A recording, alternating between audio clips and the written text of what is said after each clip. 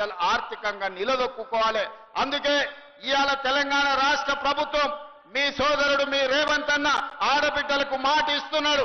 5 ఏళ్ల లోపల ఆడబిడ్డలను 1 కోటి మందిని కోటీశ్వరులను చేసే విధంగా ఇవాళ వ్యాపారాలలో రాణించే విధంగా ఇంతకుముందే పెట్రోల్ బంకులు కూడా స్వయం సహాయక సంఘాలు నడుపుకునే విధంగా ఈరోజు మనం ప్రారంభించినాం. అంటే ఆడబిడ్డల్ని వ్యాపారంలో రాణించే విధంగా సహకరించాలని ఇవాళ మన వంతు ప్రయత్నం చేస్తున్నాం. అందుకే ఆడబిడ్డల్ని ఈ రోజు ఆదర్శవంతంగా తీర్చిదిద్దే కార్యక్రమంలో ఉన్నాం. అదే విధంగా యువత ఒకనాడు తెలంగాణ ఉద్యమంలో ముందు భాగాన నిలబడి వేలాది లక్షలాది మంది నిరుద్యోగ యువకులు ఉద్యమ బాట పట్టి ఆనాడు తెలంగాణ ఉద్యమాన్ని ఉవ్వెత్తున లేపి తెలంగాణ రాష్ట్రాన్ని సాధించి 1200 మంది బిడ్డల ఆత్మ అమర వీరులైతే వాళ్ళకు ఉద్యోగాలు వస్తాయని ఆశించారు.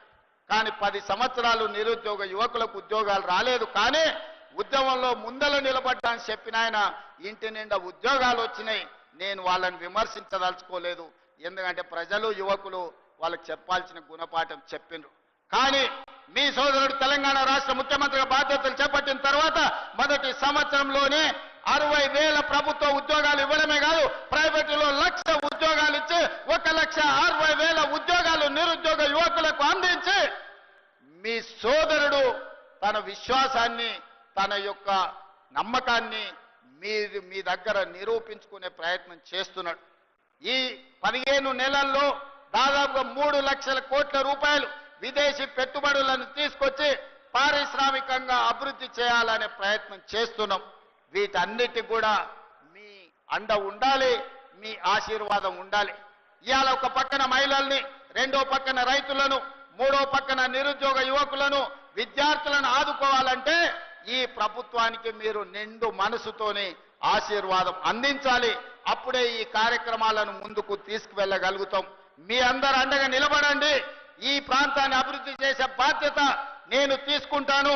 నేను మళ్ళొక్కసారి చెప్తున్న, ఎన్నికలు వచ్చినప్పుడే రాజకీయాలు, ఎన్నికల తర్వాత అభివృద్ధి చేయడమే నా లక్ష్యం. కేంద్ర ప్రభుత్వ సహకారం తీసుకుంటాం. నరేంద్ర మోడీ గారు ఒక్కసారి కాదు 50 సార్లైనా కలుస్తాం. మనకు రావాల్సిన నిధులు తెచ్చుకుంటాం, తీసుకోవాల్సిన అనుమతులు తీసుకొస్తాం. ఎందుకంటే కేంద్ర రాష్ట్ర ప్రభుత్వాలు సహకరించుకున్నప్పుడే, కలిసిమెలిసి పనిచేసినప్పుడే రాష్ట్రం అభివృద్ధి జరుగుతుంది తప్ప చెరువు మీద అలిగి కడుక్కోకుండా ఉంటే మనకే వాసన వస్తుందన్న సంగతి మీకు అందరికీ తెలుసు. పోయిన ఆయన చెరువు మీద అలిగి ఫామ్ హౌస్లో వండుకుంటే ఏమైందా? ఇవాళ ఇంటికి పోయే పరిస్థితి వచ్చింది. అందుకే అట్లాంటి తప్పులు నేను చెయ్యదలుచుకోలేదు. ఎవరు ఏమనుకున్నా ఎన్నికలు వచ్చినప్పుడు ఎవరితోనైనా కొట్లాడతా. సోనియా గాంధీ, రాహుల్ గాంధీ, మల్లికార్జున ఖర్గే నాయకత్వంలో వార్డు మెంబర్ నుంచి పార్లమెంట్ మెంబర్ వరకు మన వాళ్ళని గెలిపించుకోవడానికి నా సాయశక్తుల కష్టపడతా, నా రక్తాన్ని చెమటగా మార్చి మీకోసం పనిచేస్తా. రోజులో 24 గంటలు కార్యకర్తల్ని కాపాడుకొని ప్రజా ప్రతినిధులుగా గెలిపించుకునే బాధ్యత నాది. అదే సందర్భంలో నమ్మకంతో, విశ్వాసంతో ఓట్లేసిన ప్రజలకు సంక్షేమ పథకాలు అమలు చేయాలి, అభివృద్ధి కార్యక్రమాలు చేపట్టాలి, పారదర్శకమైన పరిపాలన అందించాలి. ఇవాళ సంక్షేమ పథకాలు అమలు చేయాలంటే రాష్ట్రానికి ఆదాయం రావాలి. రాష్ట్రానికి ఆదాయం పెరగాలంటే ఐటీ, ఫార్మా ఇండస్ట్రీతో పాటు ఇవాళ ఇండస్ట్రియల్ పార్కులు రావాలి, పరిశ్రమలు వచ్చి పెట్టుబడులు పెట్టి మన నిరుద్యోగ యువకులకు ఉద్యోగాలు వచ్చి రాష్ట్ర ఆదాయం పెరిగితే ఆదాయాన్ని పెంచాలి, పేదలకు పంచాలి అనే లక్ష్యంతో ఈ రోజు రాష్ట్రాన్ని ముందుకు నడిపిస్తున్నాం. ఇవన్నీ చెయ్యాలి అంటే ప్రతిపక్షాలతో సహా కేంద్ర ప్రభుత్వ సహాయం కూడా కావాలి. అందుకే ప్రతిపక్ష నాయకుడికి నేను విజ్ఞప్తి చేస్తున్నా, రండి శాసనసభ మాట్లాడండి. మీ 40 ఏళ్ల రాజకీయ అనుభవాన్ని మాకు సూచనలు ఇవ్వండి.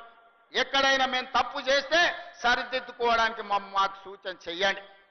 మీరు అధికారం ఉంటే వస్తాను, లేకపోతే నేను పోయి ఫామ్ హౌస్లో పడుకుంటానంటే ప్రజలే ఆలోచించి విచక్షణతోని ప్రజలే నిర్ణయం తీసుకుంటారు. ఇవాళ మేము 10 ఏళ్ళు ప్రతిపక్షంలో ఉన్నాం, ఎమ్మెల్యేగా ఉన్నా, ఎమ్మెల్సీగా ఉన్నా. 20 ఏళ్ల నుంచి నేను జడ్పీటీసీగా పనిచేసిన, ఎమ్మెల్సీగా పనిచేసిన, 2 సార్లు ఎమ్మెల్యేగా పనిచేసిన, ఓసారి ఎంపీగా పనిచేసిన. ఈ 20 ఏళ్లలో ఎన్నడూ నేను అధికారంలో లేను, కానీ ఏ ఒక్క రోజు కూడా సెలవు తీసుకోలే. ప్రతిపక్షంలో ప్రజల తరఫున ప్రశ్నించే గొంతుకలై ఉండాలి ప్రతిపక్షాలు. ప్రజా సమస్యల్ని లేవనెత్తే విధంగా మాట్లాడాలి. ప్రజల పక్షాన నిలబడి ప్రభుత్వాలను అడిగి ఆ ప్రభుత్వాల